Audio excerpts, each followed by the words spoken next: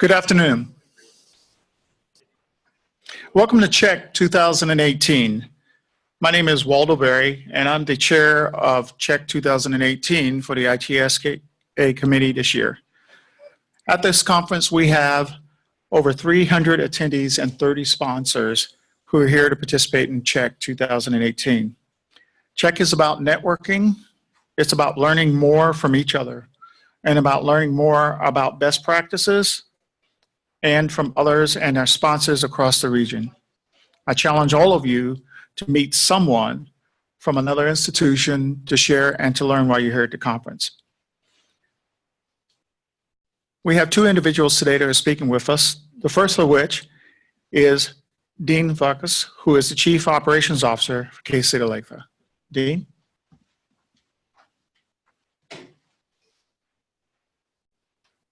Thanks, Waldo. Appreciate it.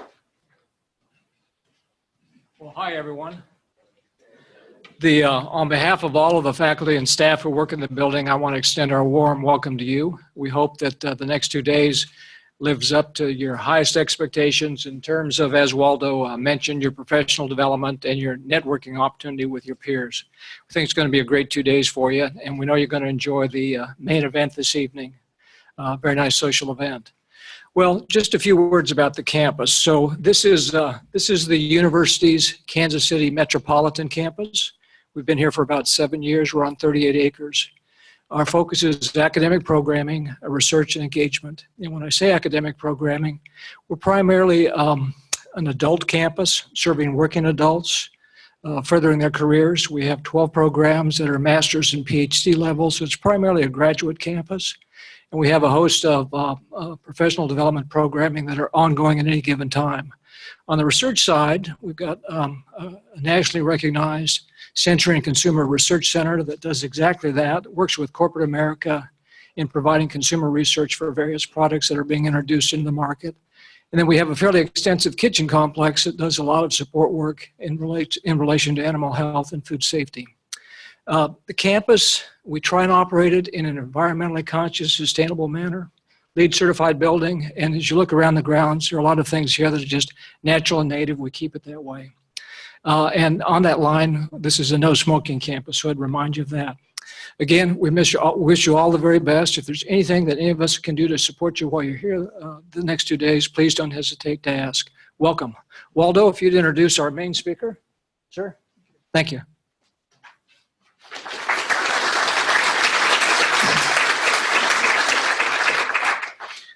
Okay, thank you. On behalf of K-State, we're excited to be hosting CHEC 2018. The ITSA committee and the on-site committee have been hard at work making this a great conference. Please enjoy the presentations. Please take time to go visit our vendors located on the second floor, both in the hallway and in room 220 upstairs. Take time between your sessions and during the breaks to go meet them and greet them. Enjoy the presentations, the vendors, the food, and the check mix, which is located also in room 220. And our evening entertainment that was already mentioned at the main event from 7 p.m. to 11 p.m. this evening. If you haven't had an opportunity to pick up your badge, your 2 drink tickets, and your wrist badge for main event, if you signed up for it and you missed getting that at the registration table, please make sure you go back and get that. If you didn't sign up, we do have a few extra badges that we could possibly provide to you, but you'll need to get on the waiting list for that. So my many thanks to our sponsors who have made this conference possible. So it's my pleasure to introduce Scott Wilson. Scott Wilson is the practice manager lead 2 of EAB's research practice, the University Research Forum and the IT Forum. Within EAB and the Corporate Executive Board, he has led a number of research practices and programs dedicated to serving Fortune 500 CFOs. Prior to joining EAB, Mr. Wilson held executive positions, including being appointed as the Obama administration lead on management issues, with the responsibilities of leading the President's Management Advisory Board. Mr. Wilson graduated from the University of Virginia, majoring in foreign affairs and economics. He completed his MBA at Tulane University. So please join me in welcoming Scott Winslow.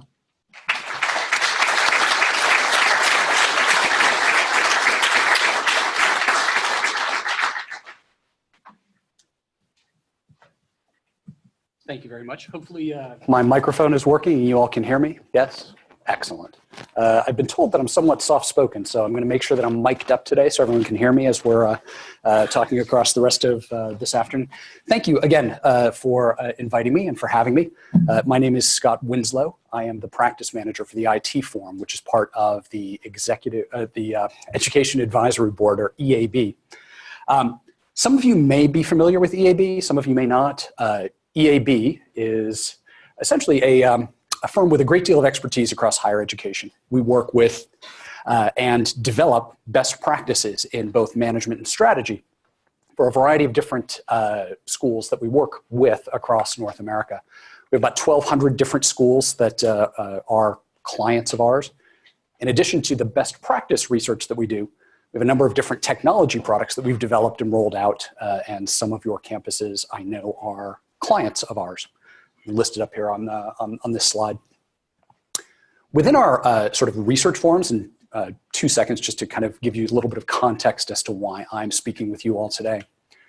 We have a number of different research programs or practices, forums as we call them, which essentially serve different executives within the campus environment. So we have a program that is structured for provosts. It's called the Academic Affairs Forum, one for chief business officers, one's for heads of student affairs and the like.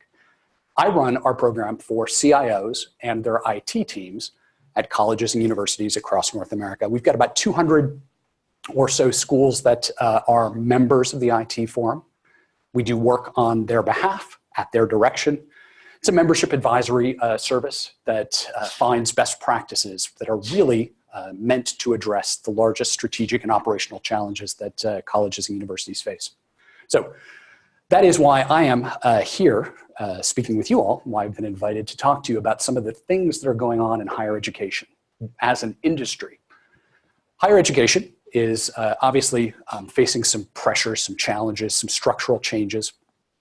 As we, within EAB, work with each of the different components of college and university leadership, we've heard about the problems and the challenges that are facing the head of advancement, the head of enrollment, the head of student affairs, the chief business officer, and the like. And many schools are in the process of doing a number of different things to respond to the challenges that I'll kind of quickly outline for you all. Lastly, I wanted to then kind of wrap that up and actually bring this back to the folks in the room. What is going on within IT, within higher education? What are some of the changes and the responses that we're seeing that different schools and their teams are putting in place to try and address and deal with all of the structural change that's going on around us? So that's kind of how I was hoping we could spend the next 45 minutes or so. I will take you kind of quickly across each of these things, both dipping into the 4-year challenges, the 2-year challenges, and the things that are common across both 4-year and 2-year institutions. And that's what I've queued up here. I believe we're going to be sharing the slides with you all if you would like them. If they're not loaded up to a website someplace, you can send me an email. I'd be happy to forward a copy of the slides to anyone who's interested once we finish. Now, one of the things I want to do, I just wanted to share a very quick story before we dove into this. When I was growing up as a child, I spent most of my growing up years outside the United States. My dad, I didn't know at the time, my dad actually was a CIA agent. So I found out when I was 14 that he worked for the CIA, which was kind of fun. But I heard a lot of stories, my mom and my dad talking, dinner time or whatever. And one of the stories I heard a few times when I was growing up, so it's stuck with me since. It's a story about Sandy Trowbridge, who was the Secretary of Commerce under the Lyndon Johnson administration. Any of you old enough to remember the Soviet Union may remember that often the Soviets didn't seem to be able to grow enough wheat.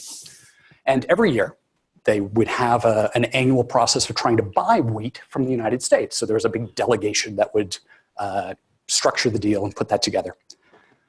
So in 1967, Sandy Trowbridge was leading the US delegation to the Soviet Union to go and negotiate the latest round of wheat sales to the Soviet Union.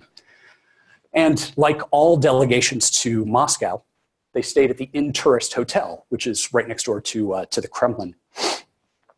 As such, with all foreigners staying in one place, what they also did is they frankly bugged every room in the tourist hotel. So it was very easy to keep track and keep tabs on anyone who was visiting. Now, the first day of meetings, Sandy Trowbridge goes, leads the delegation. Second day of meetings, same thing. And he brought his wife with him. And the third day, he said, you know, I am getting sick and tired of people listening to our conversations. I am sure there's a bug in this room. And I'm sure that my security detail has missed it because they seem to know what I'm saying. They're not going to listen to my conversations again. So he went through a methodical process of searching his room. He looked in the desk, he looked under the tables, he looked in the lampshades. He couldn't find the listening device. Finally, he moves the bed aside, rolls up the carpet, and there on the floor is a metal disc about this big, and there are all these wires leading into it. So he turns to his wife and he says, I found it. He gets some scissors and he snips each one of the wires, rolls the carpet back, puts the bed back. Excellent. The next morning, the delegation's heading back to the airport, and he goes downstairs, and the general manager of the hotel sees him and comes scurrying over. He's like, Secretary Trowbridge, did you sleep okay last night? Secretary Trowbridge is kind of going, yeah, of course I did, because you weren't listening to me. And he says, yeah, why do you ask? And the general manager of the hotel said, you know, it's the strangest thing, but right in the middle of the night last night, the gentleman who had the room directly below you had his chandelier fall down into the middle of the floor. Now, the reason I tell that story is, one, it's kind of funny. But the second thing is that a little bit of knowledge about technology can be a very dangerous thing.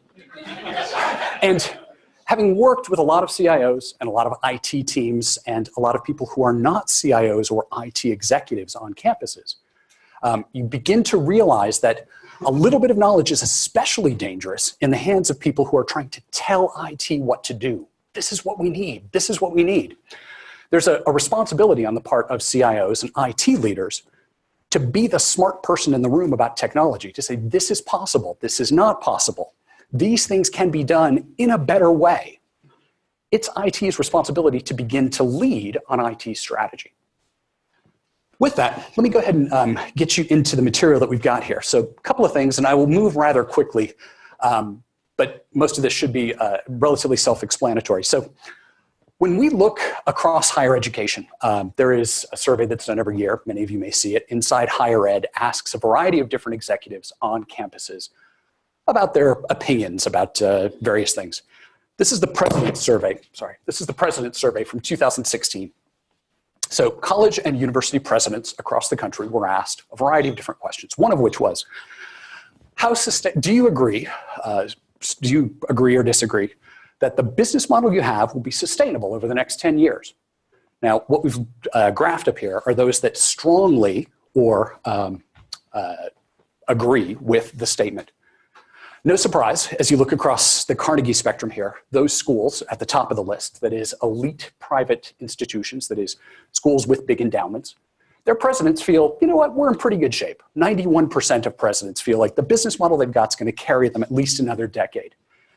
As you move down this chart, what you start to see is that there's a great deal of recognition that there is a problem with the business model that is in place at a variety of different institutions.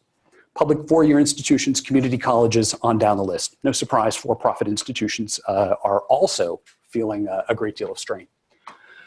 So there's a recognition that there is a problem with the business model that is in place at many of the colleges and universities in the country. Why is that? Well, no surprise, it is because there are a number of different financial pressures these institutions are starting to face. First and foremost, schools are becoming more tuition dependent. More tuition dependent is kind of a bad thing because if you have to rely on tuition, then it's more difficult for students to come to your institution because they have to take on debt in order to do so. And as you need more money, you have to raise tuition, which leads to fewer students. Why are we looking at, why are we seeing schools become more tuition dependent? No surprise, 45 states have decreased the amount of funding that they provide to higher education since 2008. Federal funding for research down 13% from its peak in 2011. The sources of revenue for public institutions have begun to shrink. And most likely, that is a trend that will continue. For those of you who are paying attention to what's going on in political circles in Washington, that seems to be the mood among our legislators. It's not just four-year institutions that are facing this. It is community colleges as well that are facing a slightly more pernicious problem. It is a dual problem. The same increasing reliance on tuition, that's the blue line that we have there. Tuition revenue as a portion of total revenue. Tuition revenue as a portion of total revenue has gone from 19% in 2007 to just about 40% in 2015. In conjunction with an increasing reliance on tuition, community colleges are seeing a shrinkage in the total number of students that they are serving, which has gone down about 16% from its peak in 2010. So not only is there a problem of relying more on tuition, there are fewer students who are actually paying that tuition at community colleges across the country. Now, that wouldn't be so bad if there were going to be more students. The problem is that if you look at the overall pool of high school graduates in the United States, what you see is that we had a nice run from the early part of 2002 up to a peak in 2011, about a 1.6% increase in high school graduates year over year. There was then a decrease from 2011 to the 14-15 year of about 2.4%. Fewer students available because there are fewer people coming out of high school going on to four-year or two-year institutions. Moving forward, it's going to be a much flatter growth line and a much flatter growth trajectory from 2014 on to about 2022-23. Now, this is obviously a national. This was obviously a national figure. There's going to be regional variation within that. Within the regional variation that there is, Kansas is not in a great place. Kansas is in the Midwest. Two regions will be hit particularly hard by this shrinkage in the overall market, the Midwest and the Northeast. That's a bit of a problem when the pool, the catchment area, if you will, for students tends to be relatively geographically proximate. So fewer students coming out of high school means fewer students available for entrance and matriculation onto a campus of higher education. In addition to a shrinking pool of students, there's an additional problem, the adult student market. The adult student market, that is those 25 and older, is a market that community colleges have done particularly well in. That is serving individuals who are looking to increase the skills that they have to be able to improve their job prospects. What we're seeing is a structural change in the market share of community colleges serving adults 25 or older. It's gone from about 41% of all adult learners were at two-year institutions in 2003 to only 32%, a 9% decrease in market share across a period of 11 years. That's a structural change that is hurting the overall finances, the overall revenue picture inside of community colleges. Now, those are some broad trends looking at market share, market size, where individuals are going to receive the additional education that they are pursuing. It's not just structural from a sort of macroeconomic perspective. There are very real human behavior factors at work as well, which are making it difficult to continue to thrive as we have always done in the past. The first is that the people that we serve, the consumers of education, have changed. They are much, much choosier, much pickier, and much more demanding. A couple of statistics here to just sketch that out. An increase in students actually withdrawing deposits that they've put down in order to attend an institution in the coming term. 22% increase in withdrawn deposits from 2007 to 2015. I am willing to forego the $500 or $1,000 that I put down in order to secure my place because I found a better deal elsewhere. Increasingly price sensitive. 25% of families who were surveyed said they would have enrolled someplace else for $5,000 less. Give me a cut off the price and I am happy to come to your institution. 87% of prospects don't trust university websites to give them valid information about what that school does, what it's like. I think that's a little bit of a reflection of the fact that we have much more technologically savvy consumers, 18 and under. They are bombarded with information on the internet on a regular basis, and therefore have built up kind of a natural skepticism as to what they see. And lastly, and probably most frighteningly, the discount rate for first-time, full-time freshmen has increased from about 38.6% to 49.1%. For those of you who are unfamiliar with discount rate as a term that your enrollment folks are very familiar with, that is essentially the price that a student will actually pay relative to the price as advertised. So if it is advertised that it costs $50,000 in tuition to go to school, there was a 38% discount in 2006, 2007. There is now a 50% discount off of that price tag in 2016-17. So the money that schools are taking in from students goes down because of the discounting that's taking place to entice students to enroll at this particular institution. So I am going to continue to paint some bleak clouds on the horizon for higher education. In addition to discounting, in addition to picky and choosy consumers, there are fundamental concerns from a financial perspective that students can even pay the discounted prices. There are concerns at the bank of mom and dad, as we've termed it here. Middle-class families anxious about the cost of college. You would be hard-pressed to miss many of the stories about parents who are concerned about their children. We, as a country, not great with savings. 33% decrease in middle-income family wealth from 2007 to 2016. 1 in 3 families save income at the end of the year. Put another way, 2/3 of families don't save anything in the typical year. And only 1 in 6 families have a non-retirement financial asset. So money that I've set aside for something other than being old. And if you look at what admissions directors here on a regular basis, I talk with my colleagues at work who work with enrollment managers. We have an enrollment management forum. And I'm sure you are familiar with some of the things that we've written up here. You know, if I pay for my daughter's college, how will I pay for my son's college? I can't let my daughter come to your school because it's frankly going to break our bank, and I have to be fair to both of my children. These types of stories are commonplace among admissions directors. One last point that I'll go into before moving out of our sort of structural challenge section of this presentation.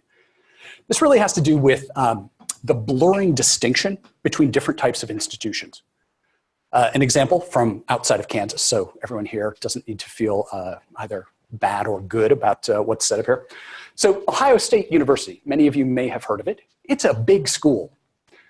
Ohio State University, as a very large flagship institution, has now started marketing and touting the fact that they have a very small student-faculty ratio. In fact, it looks very much like the student-faculty ratio that is touted by the University of Dayton, which is a small school that prides itself on having an individualized learning experience for students. In fact, the University of Dayton, 40% of its classes are small classes, that is, classes with fewer than 20 students.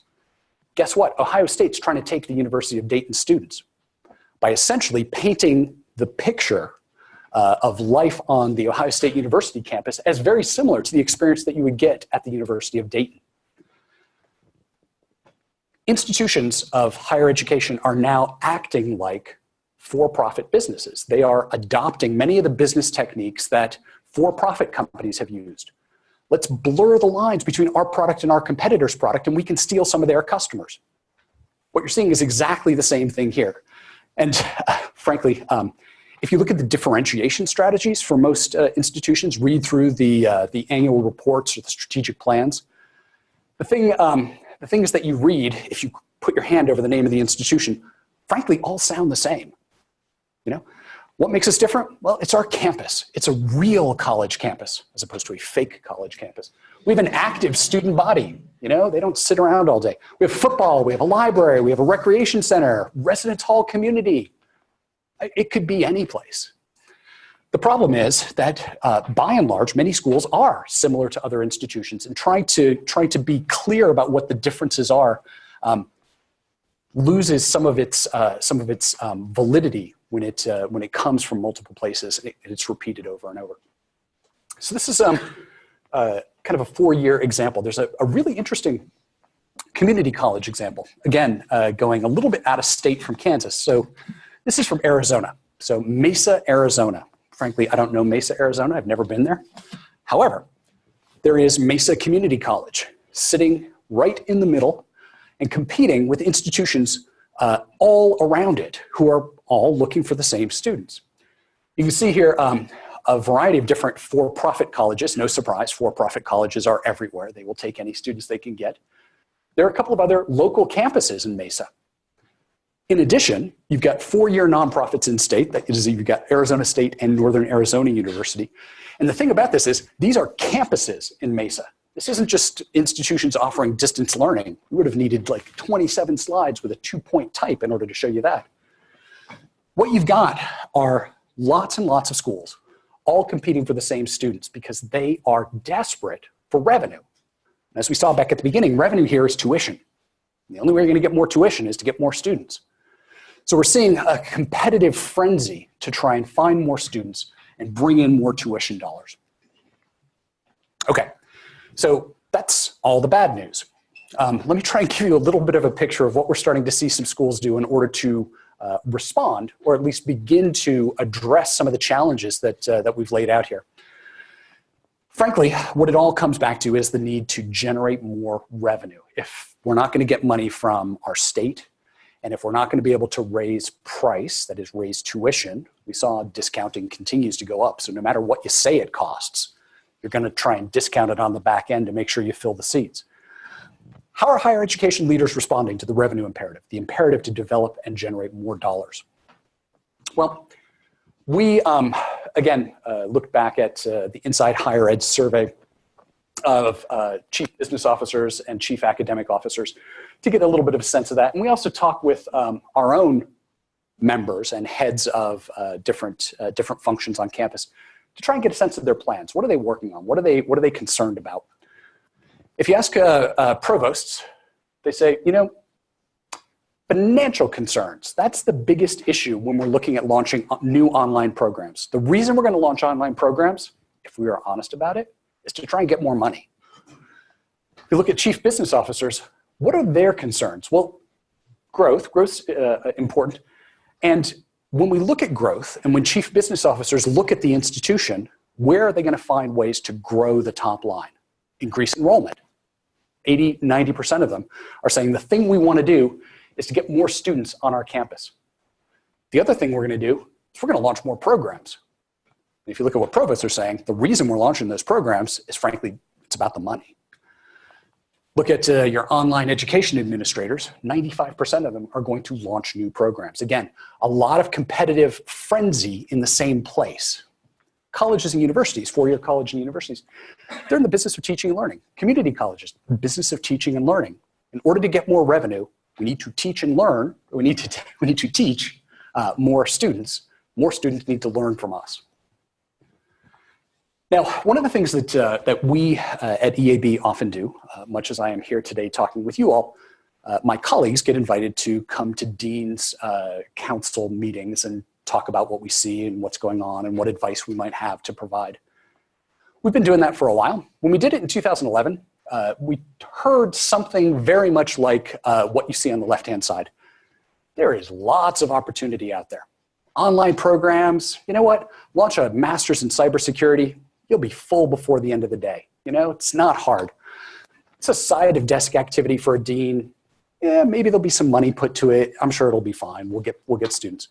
What we're finding now is that there is a business-like rigor and discipline that's being brought to the launch of new online programs. No longer is this a side of desk activity. This is something that's being managed and watched very carefully by the senior executives at all the colleges and universities that we work with. When we look at the response, aside from launching new programs, we look at community colleges. What we're seeing is that many community colleges are focusing on their existing strength and their existing position, which is as an institution of higher education in the communities that they serve.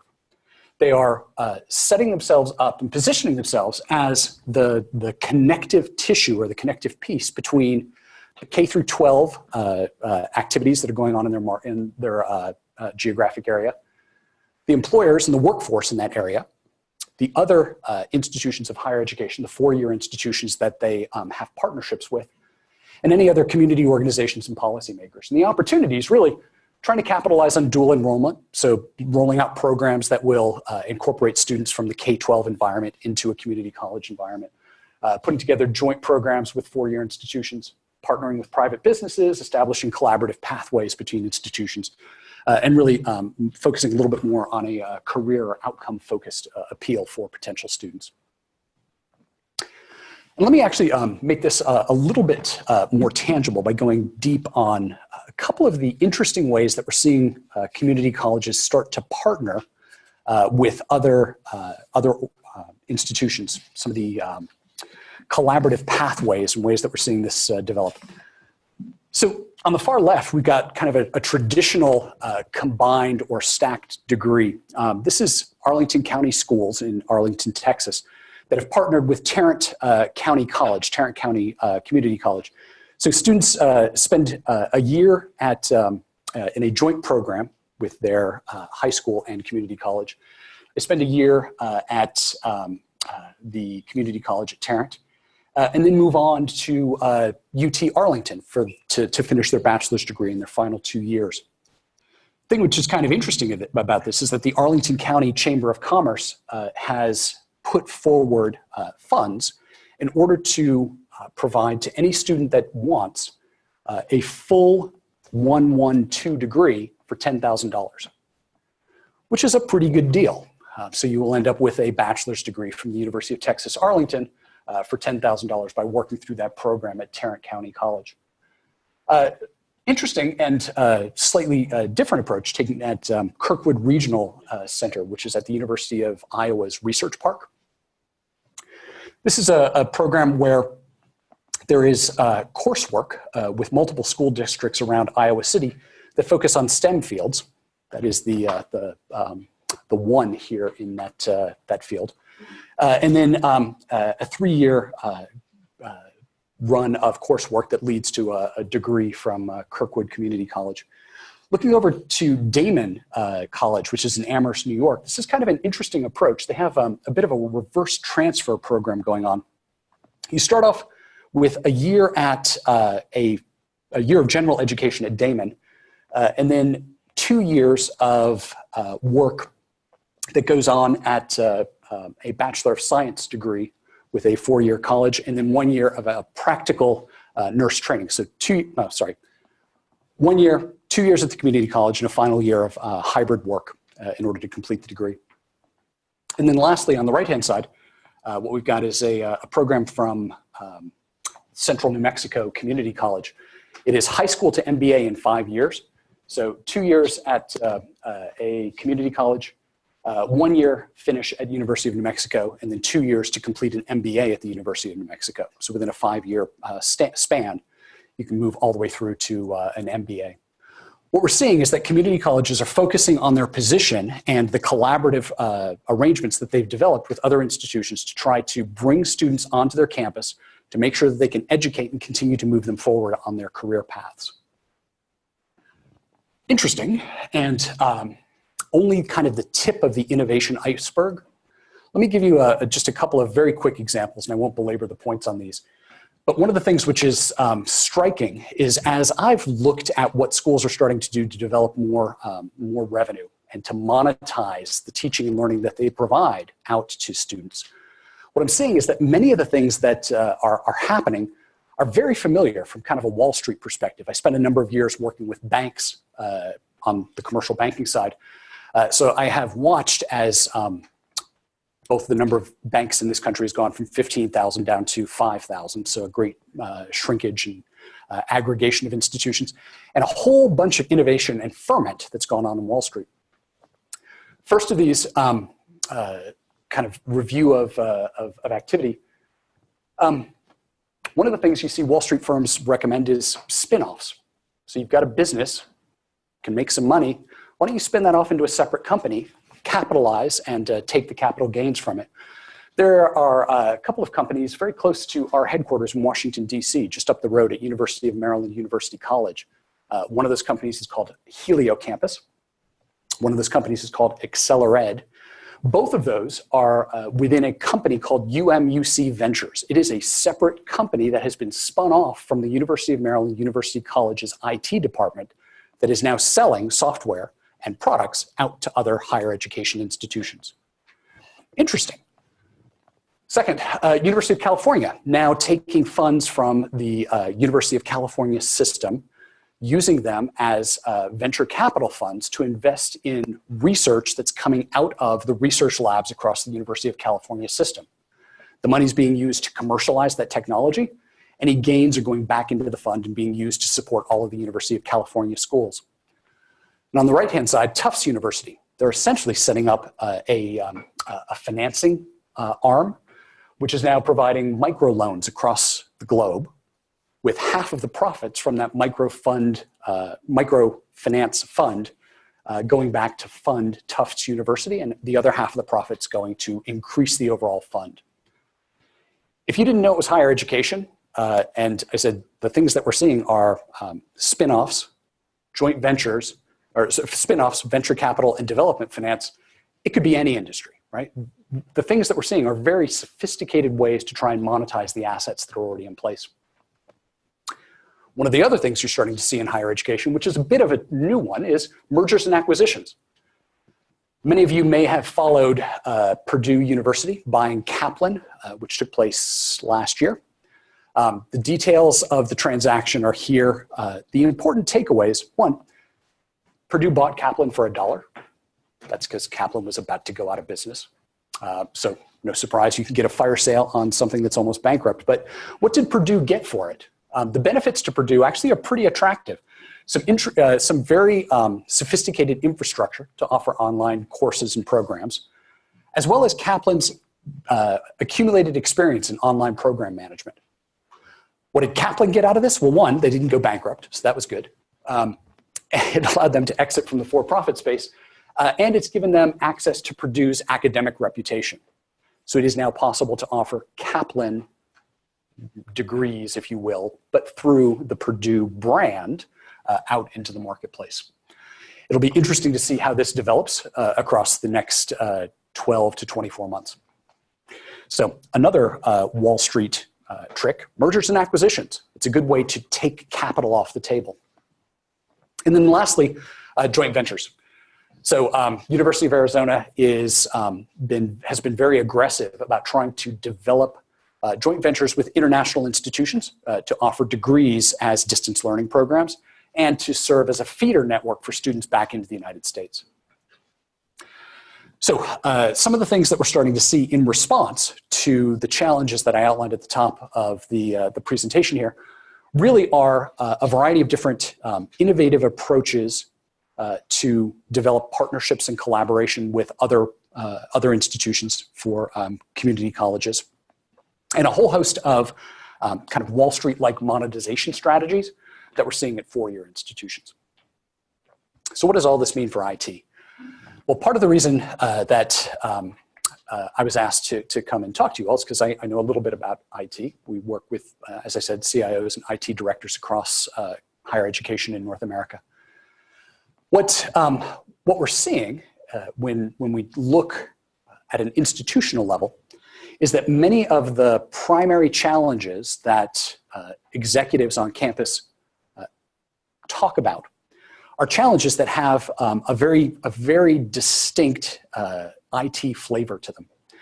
So if you talk to provosts, one of the things that they have asked our Academic Affairs Forum, the council that serves provosts, to do is to do some work on turning to metrics to measure academic vital signs. You know, how is our philosophy program doing? How is our electrical engineering program? What metrics should I be looking at? What data should I be measuring? How can I tell if we're doing well? How can I tell if we're improving or not improving? In order to have access to all of that data and information, in order to be able to pull up on a dashboard something that tells a provost how those programs are doing relative to each other, how they're doing relative to budget, whether we need to put more faculty lines into a particular department or discipline. All of that stuff, that all depends on all of you. Because you have to integrate all of those systems, you have to extract the data, you need to put it into some sort of dashboard, you need to make sure that people aren't using data improperly. There are a whole host of things which have to go on behind the scenes in order for that to happen. It's the same thing for each of the other things that are across the slide here. Chief business officers, really looking at process improvements and organizational change. Enrollment managers, predictive modeling to try and optimize aid strategies. They don't want the discount rate to get bigger, they'd like the discount rate to get smaller. How do we find students that aren't going to need bigger discounts to come here? How do we find the students who are a perfect fit for this institution and convince them to come to our school? And online education leaders, really hoping to revitalize a lot of programs that have been launched, but that are frankly just slow growth programs. All of these things have everything to do with everyone in this room. Now, as I mentioned, we do work on behalf of the schools that are members of our programs. And within the IT forum, one of the things that we spend a lot of time doing is, frankly, reading all of the reports that are written, all the research that's been done, all of the case profiles and studies that have been put to paper. And one of the things we saw across 2017 is digital transformation is probably the phrase that you would get the most hits for if you simply did a Google search of all of the IT publications that are out there. There is not a publication or a consulting firm that doesn't have something to say about digital transformation. Frankly, digital transformation is a bit of a Rorschach test. It kind of means what you want it to mean in most of the telling of the folks that we have up here. I wouldn't recommend, frankly, reading any of this. We've already done that for you. What it really comes down to, digital transformation, what is it? It's using technology to radically improve product, service, performance. That's it. You want to digitally transform what you do. Okay, you can skip the roughly 1,000 pages of text that's represented up here. If digital transformation is the thing that we see lots of IT leaders talking about, and digital transformation in order to support their institutions, what that means is that the IT team, the people in this room at your institutions, are responsible for bringing together and harnessing lots of the forces in the marketplace. For those of you who have taken any business strategy classes, my apologies to Michael Porter, one of the sort of gurus of business strategy, who came up with a model for looking at markets, the 5 forces model. We only have 4 forces, so that's why apologies to Michael. There is technological innovation that's going on in the world around us.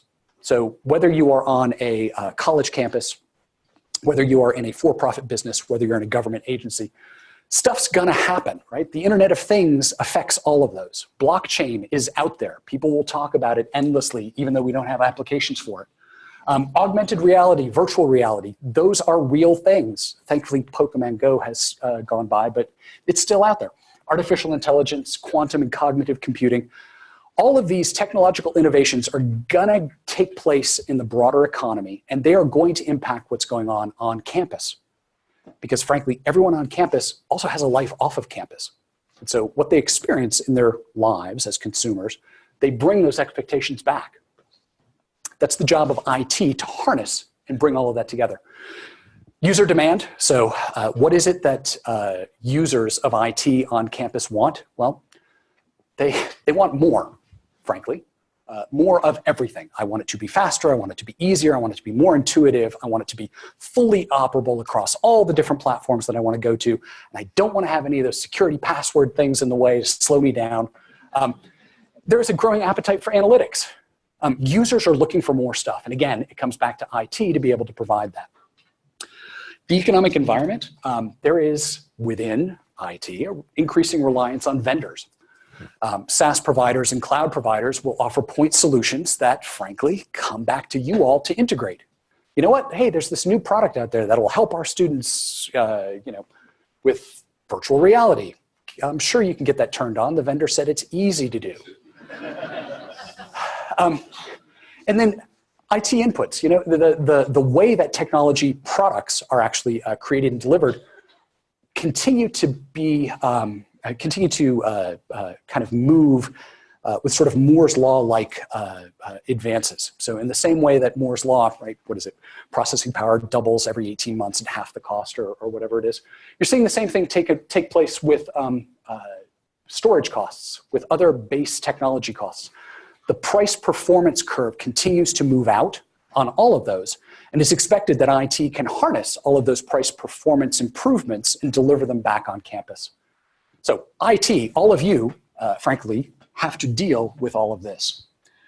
And all of this is frankly because the old phrase that every IT project is a business project, and lots of people thought they were clever when they said that, has actually been turned a little bit. Now every business project that takes place is an IT project.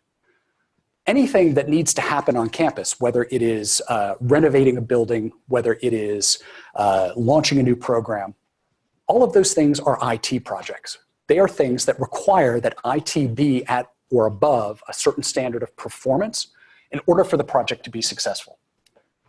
What we've listed out here are a number of the institutional objectives that we see lots of schools pursuing. Growth, analytics, customer experience, that is student experience. Marketing acumen, we need to be better at finding more students who want to come to our school and pay us full tuition. And process improvement activities. If those institutional objectives are going to be achieved, they require some of these, and frankly, many more things to be true. If you want to grow, we need to be able to integrate market benchmarks into our models. So if we're going to grow, we need to know what market growth rate is to know if we're growing faster or slower. We just bought a subscription service. Could you just please put that into our dashboard so we can see that tomorrow when we sit down at the provost's cabinet meeting? You need to provide decision support tools. Those tools need to have what-if functionality that needs to be working off of system of record data. All of those things, again, come back to all the people in the room. So IT is a critical component of what's being provided to achieve each of the objectives that are listed across the top of the page here. This is just a little conceptual slide, which I think actually captures nicely what we're seeing going on. The old world of a fully vertically integrated IT shop where you go out and you buy the stuff and then you install it and then you program it and then you maintain it going forward is disaggregating. The information technology is really splitting into technology and information. And the value that IT is delivering is in the information that's provided. Frankly, it doesn't matter who runs the technology. One of the CIOs we work with said, you know, technology, I've got people for that. Like, I don't need to hire lots of people to do my technology stuff. I can hire people for that. This is where the value is being created. As IT is delivering, as IT is being asked to deliver more, the more is more information. And lastly, as we're looking at this, what we're starting to see is that what is required within IT, the roles that are being asked of IT in a campus environment, are roles that have often been assumed to be part of IT's responsibility, but they are becoming more explicit and, frankly, higher profile issues. So if you think about IT as being value creating to the extent that it can deliver information to campus leaders, what you start to see is that the tools and the platforms that are needed are the ones that we have listed out here. If you're going to be a digital and technology product and service provider, and you're being demanded by, there are demands that are coming back to you from students and from faculty and from administrators and researchers. Those demands require that you do go out and get technology products, point solutions that can do the things that you want to do, or do the things that your customers are asking you to do.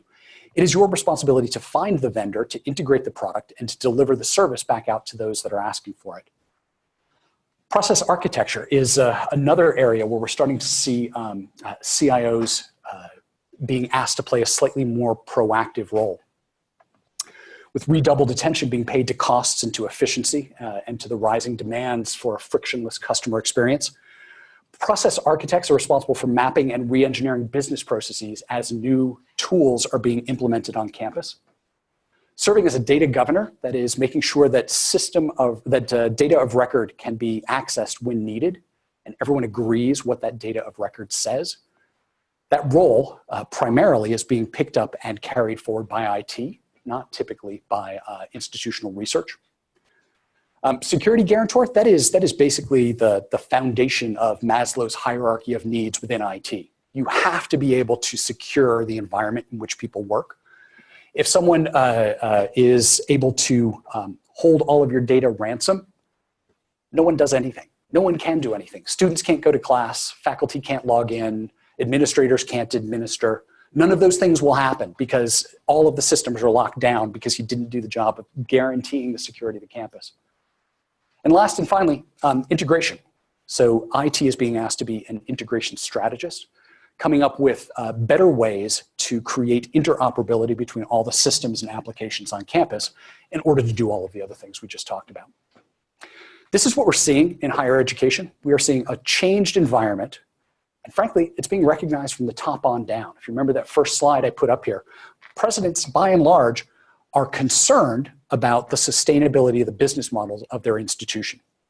As such, lots of new initiatives are being launched on campus, which kind of fall into two categories. The first of those initiatives really focusing on the existing community that schools are serving for community colleges, and building and launching a variety of different online programs and new experiments for ways to monetize the assets on campus. All of those things are being supported by the work that's being done by all of the people here in the areas that we have identified on this slide. That's all I've got for you. I hope that across the next couple of days, you all will hear and see a number of different presentations that will hopefully be made a little bit richer by some context around what's happening in higher education. Thank you.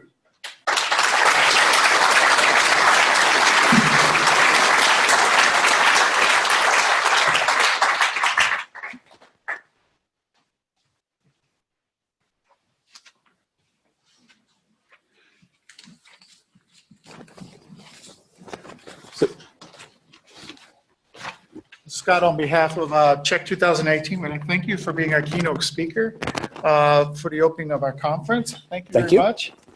Anything else? Excellent. Thank you very much. Hopefully we would take a time to discuss with him later. Anything else that you want to know? Okay.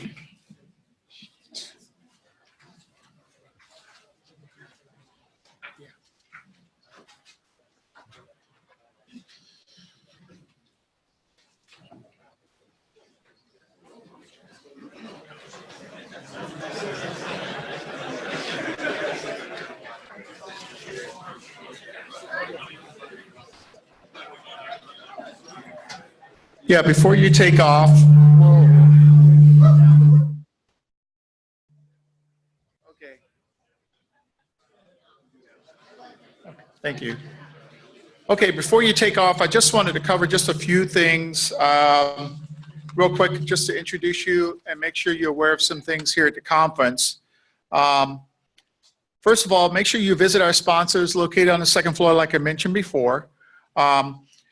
I also wanted to briefly acquaint you with the facility located here, and here on the screen you'll see a map of the actual facility and the schedule for today. The room I'm currently in, that you're in right now, is called Forum Hall, and this is one of the presentation track rooms for one of the larger presentations. The remainder of the presentation track rooms are located on the second floor, okay? All of our vendors are located in room 220 and also in the hallway outside of 220, so there's a total of 30 vendors. So it's not just the ones you see in the hallway. There's more in room 220, so make sure that you go in and see them. Also, if you need to look at your schedule, in addition to what you see on your scheduling brochure, there's also a Sketch app, which is located and can be downloaded using from the Check website. Okay? Also, please make sure you let the sponsors know how much we appreciate what they do. In case you don't know, the sponsors do pay sponsorship fees to support our conference here. So make sure that you go by and see them. And also, if you're interested in winning any of the raffle items that are available from our sponsors, you must go meet with the sponsors there and register for those items at their tables and their booths in order to be eligible to win any of those items. Okay.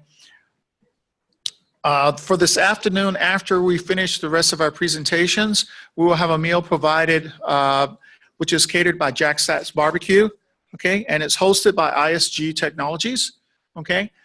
We will be down in the room, we'll be down in the Great Plains room. Also, there's overflow seating in the bistro and also in the hallways and out on the patio. There's directions that you can see here. The little red dotted lines here on the screen gives you directions on how to get back into the loading dock area where we have the actual serving line set up, and then allow you to move back out into the Great Plains room and to the receiving area in the bistro and in the hallway and also out on the patio areas.